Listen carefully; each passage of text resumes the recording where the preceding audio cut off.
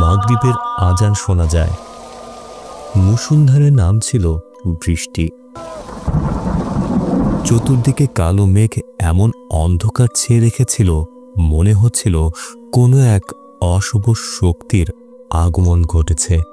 এই সময় রাস্তায় একা একটি ছেলেকে ভয়ে পাগলের মতো ছুটতে দেখা যায়। মনে হচ্ছিল কিছু একটা যেন তাকে তাড়া করছে। সে প্রাণ বাঁচার জন্য ভয়ে দ্রুত পালিয়ে বনের ভেতরে চলে যায়। উপায় না পেয়ে সেখানে থাকা একটি গুহার ভেতরে ঢুকে আশ্রয় নেয়। প্রচণ্ড ভয়ে সে গুটিসুটি হয়ে বসে থাকে। এমন সময় সেখানে নেমে আসে একটি ভয়ঙ্কর জিন। তাকানো মাত্রই মুহূর্তে সেই জিনটি ওপরে উঠে যায়। এটা দেখে ভয়ে ছেলেটি গুহার আরো ভেতরে চলে যাচ্ছিল। তখনই ওপর থেকে একটি হাত ছুটে এসে ছেলেটিকে ধরে ফেলে। বাঁচার জন্য ছেলেটি প্রাণপণ চিৎকার করতে থাকে, কিন্তু এই ভয়ঙ্কর সন্ধ্যায় তার কণ্ঠ যেন কেউ শুনতে পাচ্ছিল না। হঠাৎ জিনটি তাকে ছেড়ে দেয়। ছেলেটি দ্রুত সামনের দিকে এগোতে থাকে। হঠাৎ মাটি ফেটে বেরিয়ে আসে সেই ভয়ঙ্কর জিন। এরপর ছেলেটির চিৎকার ছাড়া আর কিছুই শোনা যায় না। এর পরের দৃশ্যে আমরা দেখি একজন ওস্তাদ সাহেব তার ছোট ছোট ছাত্রছাত্রীদের সামনে বসে ইসলামী শিক্ষা দিচ্ছেন। তিনি বলেন, রাসূল সাল্লাল্লাহু আলাইহি সাল্লাম এর সুন্নাহ আমাদের শিক্ষা দেয় যে সন্ধ্যা নামার সময়, বিশেষ করে মাগরিবের সময় বাইরে ঘোরাঘুরি করা বা হাসি তামাশা করা একদমই ঠিক নয়, কারণ এই সময়টাতেই নাকি শয়তানরা পৃথিবীতে ঘুরে বেড়ায়। তাই তিনি পরামর্শ দেন, যদি নামাজ পড়তে চাও তাহলে মসজিদে আগে ভাগে যাওয়া ভালো। এরপর দৃশ্য বদলে যায়। আমরা দেখি এক কিশোরী মেয়ে, নাম ওলান, যে মনোযোগ দিয়ে ল্যাপটপে নিজের স্কুলের কাজ করছিল। তার পাশে আছে চাচাতো ভাই ইয়োগো, যে পানির বোতল ভর্তি করে ফুটবল মাঠে নিয়ে যাওয়ার জন্য প্রস্তুতি নিচ্ছে। কিন্তু তখনই সে জানালার বাইরে একটি বিড়াল দেখে। ইয়োগো বোতলটা পাশে রেখে দেয় এবং বিড়ালের জন্য খাবার দিতে বাইরে যায়। ওলান সেটা দেখে বিরক্ত হয়। সে বিড়ালটাকে তাড়িয়ে দেয় এবং ইয়োগোকে বলে, ওকে খাবার দিস না, না হলে ও আবার বাড়িতে ফিরে আসবে।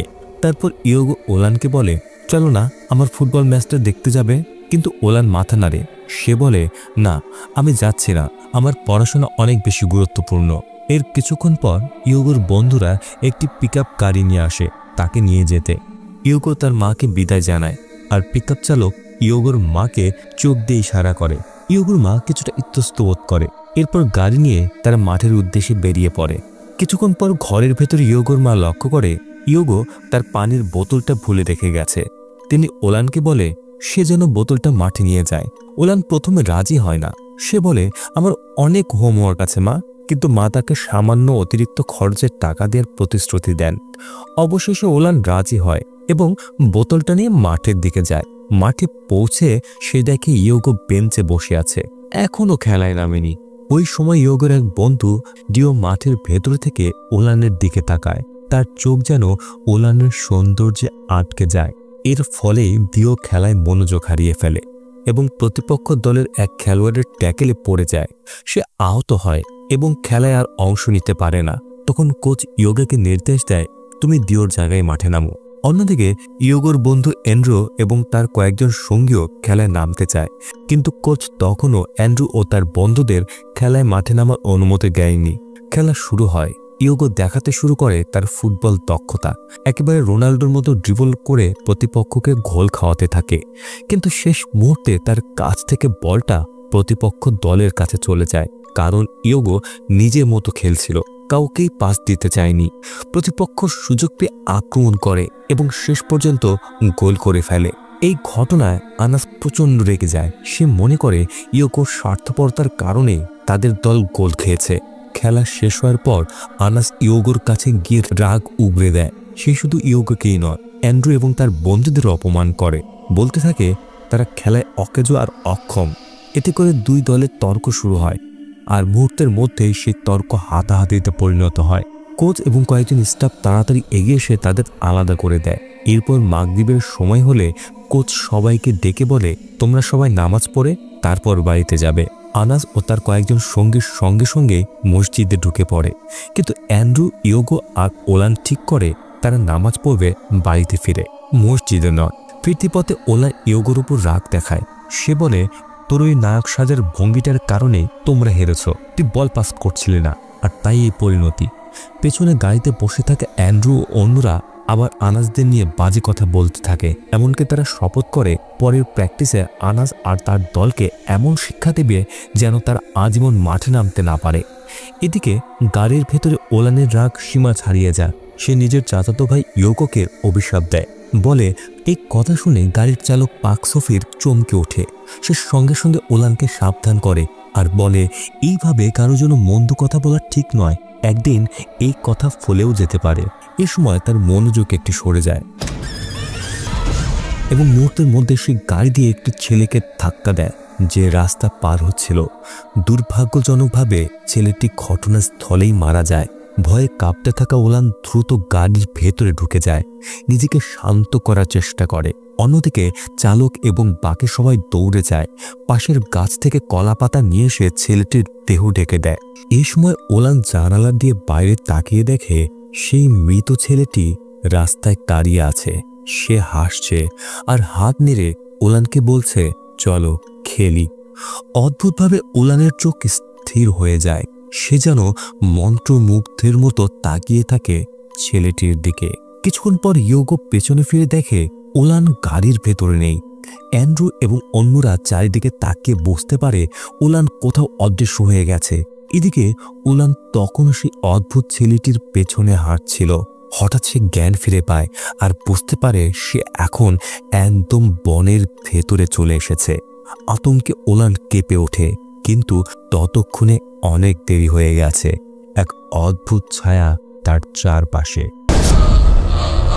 সেই মুহূর্তে একটি জিন তার শরীরে প্রবেশ করে। অন্যদিকে ইয়োগো ও তার বন্ধুরা সিদ্ধান্ত নেয় ওলানকে খুঁজতে তারা বনের ভেতরে যাবে। তাদের মধ্যে অ্যান্ড্রু পরামর্শ দেয়, আমরা ভাগ হয়ে খুঁজি, তাহলে সহজ হবে। সবাই ছড়িয়ে পড়ে আলাদা হয়ে। এক পর্যায়ে অ্যান্ড্রু একা হাঁটতে হাঁটতে দেখে একজন বৃদ্ধ মহিলা তার সামনে দাঁড়িয়ে আছে। আর এই বৃদ্ধা আর কেউ নয়, বরং সেই ভয়ঙ্কর জিন নিজেই। এদিকে ইয়োগো বনের ভেতরে গভীরে অবশেষে ওলানকে খুঁজে পায়। ওলান তখন কান্নায় ভেঙে পড়েছে। সে অনেক ভয় পাচ্ছিল, কিন্তু ঠিক সেই মুহূর্তে ওলান হঠাৎ অদৃশ্য হয়ে যায় আর চোখের পলকে ইয়োগোর পেছনে উপস্থিত হয়। তার দিকে ছুটে আসে যেন তাকে আঘাত করতে চায়। সৌভাগ্যবশত পাকসোফির ঠিক তখনই সেখানে পৌঁছে যায় আর সেই মুহূর্তে ওলান মাটিতে লুটিয়ে পড়ে অজ্ঞান হয়ে যায়।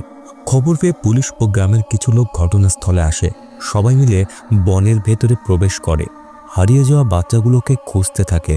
অবশেষে ইয়োগো ও ওলানকে জীবিত অবস্থায় উদ্ধার করা হয়, কিন্তু অ্যান্ড্রু ও তার অন্য বন্ধুদের কোনো হদিস মেলে না।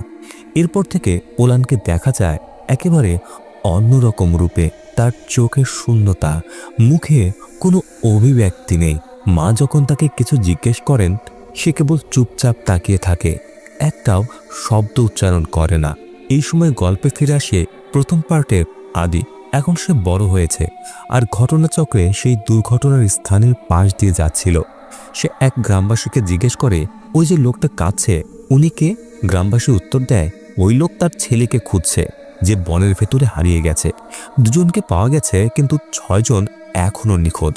এই কথা শুনে আদির মন অস্বস্তিতে ভরে যায়। তার মনে হয় এই জায়গাটা এখনো অশুভ শক্তির অধীনেই আছে।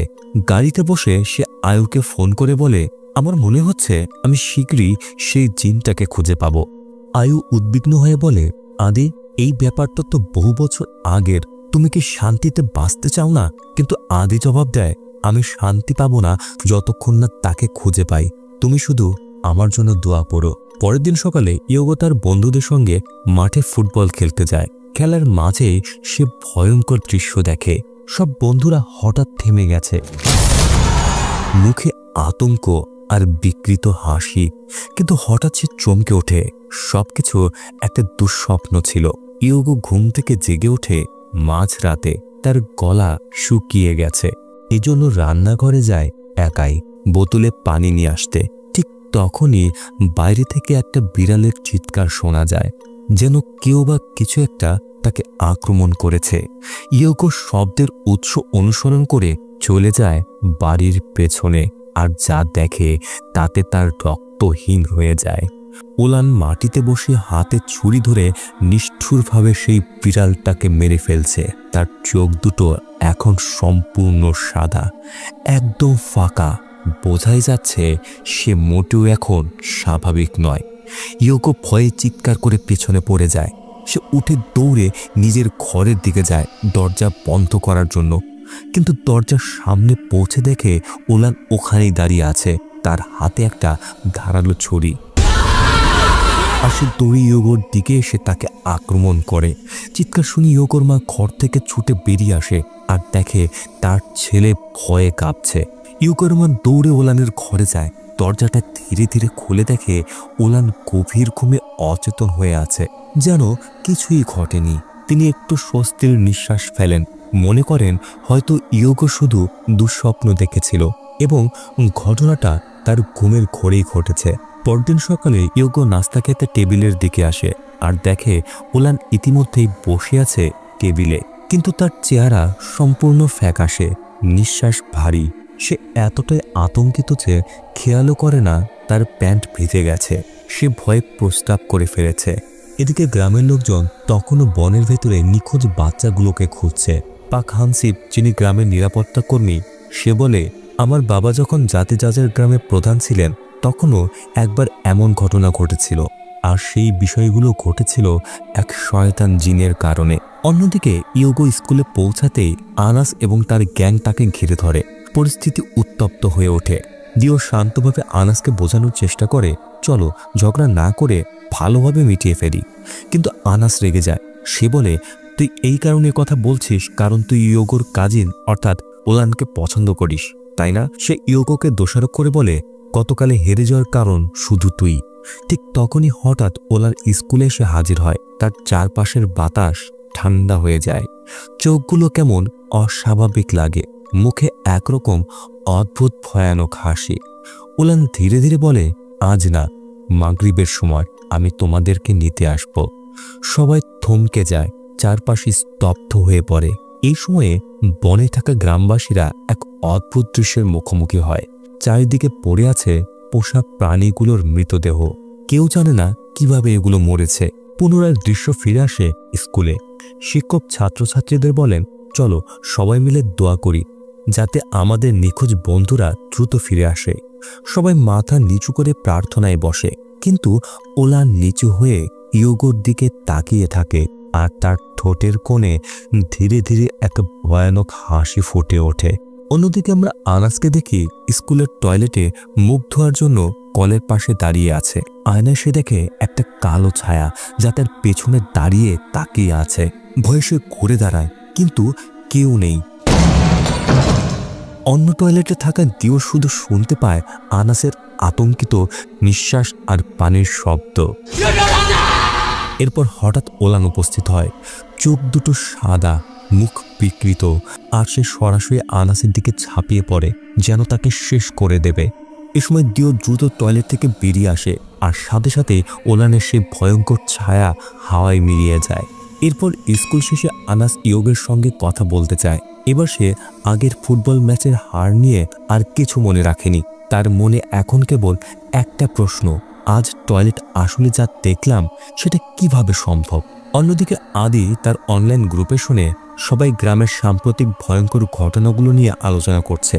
এদিকে ফিরতি পথে আনাস ইয়োগোকে জানায় টয়লেটে দেখা সেই অদ্ভুত ঘটনার কথা। ইয়োগো মাথা নেড়ে বলে, হ্যাঁ, আমিও ওলানকে নিয়ে ঠিক এই রকমই কিছু অনুভব করেছি। সে আগের মতো নেই, তার চোখ, তার ব্যবহার সব বদলে গেছে। একথা শুনে দিও বলে, আমার দাদু একবার বলেছিল প্রায় 20 বছর আগে জাতিজাজার গ্রামের মাগরিবের সময় এক বাচ্চা হঠাৎ হারিয়ে গিয়েছিল। তারপর থেকে গ্রামে অদ্ভুত ঘটনা ঘটতে শুরু করে। এমন সময় গ্রামের ভেতরে হঠাৎ হইচই পড়ে যায়। মানুষ চারিদিকে দৌড়াতে থাকে, সবাই কিছু একটা দেখার জন্য ছুটছে। ইয়োগো ও তার বন্ধুরাও কৌতূহলী হয়ে পেছনে পেছনে যায়। দেখা যায় শুধু বনের ভেতরে নয়, গ্রামের ঘরবাড়ির আশেপাশেও অসংখ্য গৃহপালিত পশু ও পোষা প্রাণী অজানা কারণে মৃত অবস্থায় পড়ে আছে। তাদের শরীরে কামড়ের দাগ, রক্ত আর ভয়ঙ্কর ছিন্ন ভিন্ন চিহ্ন। এই দৃশ্য দেখে ইয়োগোর মাথায় ভেসে ওঠে আগের রাতে সেই মুহূর্ত যখন সে দেখেছিল ওলান প্রতিবেশীর বিড়ালটাকে হত্যা করছে। এটা ভাবতেই তার বুক কেঁপে ওঠে। অন্যদিকে আদি গ্রামের পাশ দিয়ে গাড়ি চালিয়ে যাচ্ছিল। সে দেখে এক কিশোর আতঙ্কে দৌড়ে পালাচ্ছে। সে ছিল ইয়োগো। আদির মনের সঙ্গে সঙ্গে সন্দেহ জাগে যে পুরনো অভিশাপটি আবার ফিরে এসেছে। বাড়ি ফিরে এসে ইয়োগো প্রচণ্ড ক্লান্ত অবস্থায় ঘুমিয়ে পড়ে। ঘুম থেকে উঠে চমকে যায়, ওলান তার সামনে অদ্ভুতভাবে স্থির দাঁড়িয়ে আছে। তখন তার মা এসে বলে, ইয়োগো, এই খাবারটা ডেলিভারি করে দিয়ে আসিস, ওলান তোকে সাহায্য করবে। ইয়োগোর মা ডেলিভারি ড্রাইভারকে সাবধান করে দিয়ে বলে, দেখো মাগরিবের আগেই ফিরে আসবে। এরপর তারা বেরিয়ে যায় ডেলিভারি দেওয়ার জন্য। ধীরে ধীরে সূর্য ঢলে পড়ে। মাগরিবের সময় ঘনিয়ে আসে। গ্রামের চারিদিক থেকে বাবা মায়েরা চিৎকার করে সন্তানদের ডাকে, বাড়ির ভেতরে চলে এসো, এখন বাইরে থাকা বিপজ্জনক। কিন্তু আনাসের এক বন্ধু টোহো এসব কথা বিশ্বাস করে না। সে ঠাট্টা করে বলে, এসব কুসংস্কার, বাজে কথা। অ্যান্ড্রু আর ওদের ভূত আসলেও আমি ভয় পাই না। কিন্তু কিছুক্ষণ পরে একটা শব্দ শোনে সে, যেটা আসছিল রান্নাঘর থেকে। টোহো তাকিয়ে দেখে সেখানে দাঁড়িয়ে আছে অ্যান্ড্রু। তার মুখ বিকৃত, চোখে ফাঁকা দৃষ্টি, আর তার পেছনে দাঁড়িয়ে আছে ওর মৃত বন্ধুরা, রক্তমাখা কাপড় পরে, শরীর থেকে ধোঁয়া উঠছে। মুহূর্তে সে আত্মাগুলো তাকে ঘিরে ধরে। এরপর টোহর বাবা যখন ছেলেকে নিয়ে মসজিদে নামাজ পড়তে যেতে চাচ্ছিল, তখন দেখে টোহো কোথাও নেই, যেন হাওয়ায় মিলিয়ে গেছে। এরপর আনাস আতঙ্কিত হয়ে দিউকে ফোন করে, কিন্তু তখন দিউ মসজিদে নামাজ পড়ছিল। আনাস প্রতিনিয়ত কল করেই যাচ্ছিল। এমন সময় দেখা যায় তার চতুর্দিকে দাঁড়িয়ে আছে অ্যান্ড্রু ও তার বন্ধুর আত্মারা। সবকিছু লক্ষ্য করছিল নিঃশব্দে, ছায়ার মতো। ওদিকে নামাজ শেষ করে দিও ফোন ধরে, আর অন্য পাশ থেকে শুনতে পায় আনাসের কণ্ঠ কাঁপছে, শ্বাস ভারী। হঠাৎ করে সে চুপ হয়ে গেল।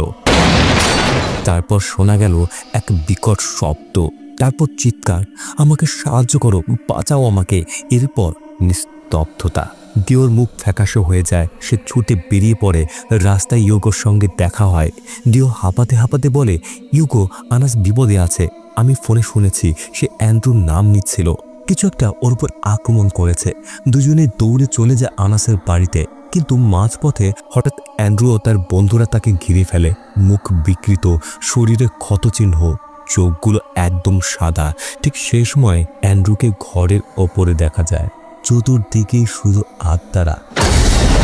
তারপর ছাদ থেকে লাফিয়ে পড়ে। ইয়োগো ওদের প্রাণ বাঁচানোর জন্য দৌড়াতে থাকে। পেছন থেকে শোনা যায় এক ভয়ঙ্কর শব্দ। এরপর একে একে কয়েকজন গ্রামবাসী যারা তাদের বাঁচাতে গিয়ে এসেছিল, তারা সেই ধারালো অস্ত্রের আঘাতে মাটিতে লুটিয়ে পড়ে। বেশ কিছুক্ষণ পালানোর পরে হঠাৎ একটা পিকআপ ভ্যান সামনে এসে থামে। চালকের আসনে বসে আছে আদি। সে চিৎকার করে বলে, বাঁচতে চাইলে তাড়াতাড়ি ওঠো। দুজন ভয়ে কাঁপতে কাঁপতে ভ্যানে উঠে পড়ে। এদিকে অন্য প্রান্তে আনাসের নিথর দেহ অ্যান্ড্রুর বন্ধুরা টেনে নিয়ে যায়। তাদের শরীর ক্ষতবিক্ষত, চোখ একদম সাদা, ঠোঁটে অদ্ভুত হাসি। তাদের পেছনে দেখা যায় ওলান। তার পেছনে ছায়ার মতো ভাসছে এক জিন। দীর্ঘ চুল, ফ্যাকাশে মুখ এবং অন্ধকারে জলজলে চোখ। আদি ইয়োগো ও দেউকে নিরাপদ জায়গায় নিয়ে গিয়ে বলে, এই সমস্ত ঘটনার পেছনে আছে এক ভয়ঙ্কর জিন, যার নাম উম্মু শিবিয়ান। সে মানুষের শরীরের ভেতরে ঢুকে বেঁচে থাকতে ভালোবাসে। আমি জানি, কারণ আমি একবার নিজেও তার মুখোমুখি হয়েছিলাম। পরের দিন সকালে গ্রামের পেছনে বনের ভেতরে একজন পরিচ্ছন্ন কর্মী দুর্গন্ধ পেয়ে সেখানে গিয়ে দেখে পড়ে আছে আনাস ও তার বন্ধুদের মৃতদেহ, যাদের মুখে ছিল আতঙ্কের ছাপ। চোখ খোলা, ঠোঁটগুলো নীল হয়ে গেছে। এদিকে ইয়োগোর ফোন বেজে ওঠে। ওপাশে তার খালা কাপা গলায় বলে, ইয়োগো, আনাস আর বাকিরা তারা সবাই মারা গেছে। ফোনটা ইয়োগোর হাত থেকে পড়ে যায়। তার মুখ স্তব্ধ, চোখ দিয়ে গড়িয়ে আসে পানি। আদি দোকান থেকে খাবার কিনে নিয়ে এসে দেখে ছেলেগুলো কাঁদছে। এ সময় ইয়োগো জানায়, আমাদের বন্ধুদের সবাই মারা গেছে, তাদেরকে হত্যা করা হয়েছে। সেই বিকেলে গ্রামের শিশুদের অন্ত্যেষ্টিক্রিয়া অনুষ্ঠিত হয়। আদি সেখানে এসে দূর থেকে তা দেখে। সেই সময় সে লক্ষ্য করে ওলান অদ্ভুত আচরণ করছে।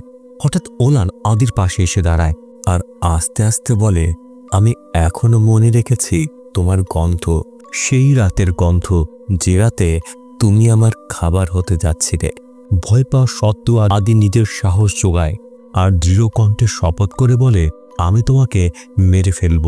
শয়তান জিনটি হেসে বলে, যদি তুমি আমাকে মেরে ফেলতে ব্যর্থ হও, সেই মুহূর্তে আমি সব শিশুদেরকে খেয়ে ফেলব। এরপর হঠাৎ ওলান অদৃশ্য হয়ে যায়। কিছুক্ষণের মধ্যে সে পাক হানসিপের পাশে পুনরায় উপস্থিত হয়। এরপর আদি ইয়োগো এবং দিউকে দেয় এক জাদুকরী তাবিজ। তাবিজগুলোকে তারা ওলানের বাড়িতে কৌশলে বিভিন্ন জায়গায় রাখে। তারা পরিকল্পনা অনুযায়ী তাবিজ বসিয়ে দেয় যেন সেই জিনের শক্তি কমানো যায়। আদি নিজে এসে ওলানের উপর এক্সোরসিজম করার পরিকল্পনা করে, কিন্তু ঠিক তখনই হানসিপ ও গ্রামবাসী উপস্থিত হয়ে অদ্ভুতভাবে আদিকে ধরে ফেলে। ওলানো অভিনয় করে দেখায় আদি সব শিশুর মৃত্যুর কারণ। এটি আদিকে এক মুহূর্তে মনে করিয়ে দেয় গতকালের কবরস্থানে দেখার দৃশ্য, যেখানে ওলান আদি সম্পর্কে মিথ্যা অভিযোগ করে আর পাক হানসিপকে তার ছলনায় ফেলে। তবে ইয়োগো ও দিও ধরা পড়ার আগে পালিয়ে যেতে সক্ষম হয়। গ্রামের লোকের আক্রোশে ওলানের বাড়িতে ভিড় জমায়, যাতে তারা দেখতে পায় কিভাবে আদি অপরাধী হিসেবে অভিযুক্ত হয়। অন্যদিকে মা বাবারা সন্তানদের সতর্ক করে দেয়, বাড়ির বাইরে যেও না। এরই মধ্যে মুয়াজ্জিন আজান দেওয়ার জন্য বের হয়। ওলান তাকে আঘাত করে। মুয়াজ্জিন মাটিতে লুটিয়ে পড়ে অজ্ঞান হয়ে যায়। এরপর দেখা যায় আদিকে জিজ্ঞাসাবাদ করা হচ্ছে, তার উপর চাপ সৃষ্টি করা হচ্ছে। তুমি কি শিশুদের শরীরে প্রবেশের চেষ্টা করেছিলে? আদি তখন পাক হানসিপকে বলে, আমি জানি আপনার সাথে ইয়ামিন হানসিপের সম্পর্ক কি ছিল। আপনি তো নিশ্চয়ই অবাক হবেন আমি কিভাবে এটার খবর পেয়েছি। আদি জানায়, আমার বাবা সেই দিন আমাকে বাঁচিয়েছিলেন যখন আমি প্রায় ওই জিনের কবলে পড়ে হারিয়ে যাচ্ছিলাম। আমি নিজেও সে সময়ে ভুক্তভোগী ছিলাম। এখন আমি চেষ্টা করছি গ্রামের সব শিশুকে বাঁচাতে। এদিকে ওলান মসজিদের মাইক ধরে শিশুদেরকে ভর করতে শুরু করে। শিশুরা মাইকের শব্দ শুনে বাইরে বেরিয়ে আসে। দেখা যায় ইয়োগো ও দিও প্রভাবিত হয়েছে, ঠিক অন্য ছেলেদের মতো।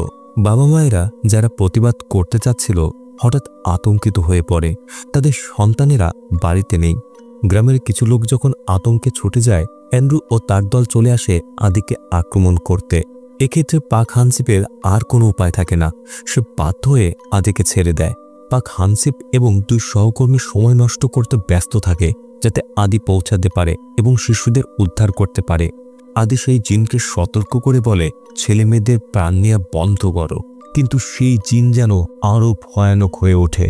বেশ কিছুক্ষণ চেষ্টা করার পরে আদি ওলানকে মুক্ত করতে সক্ষম হয়, কিন্তু তখন সেই জিন প্রবেশ করে আদির শরীরে। তবে আদি নিজের ভেতরে সাহস সঞ্চয় করে প্রতিরোধ করে আর সরাসরি আজান দিতে শুরু করে। আজানের শব্দে জিনের শক্তি দুর্বল হয়ে যায়।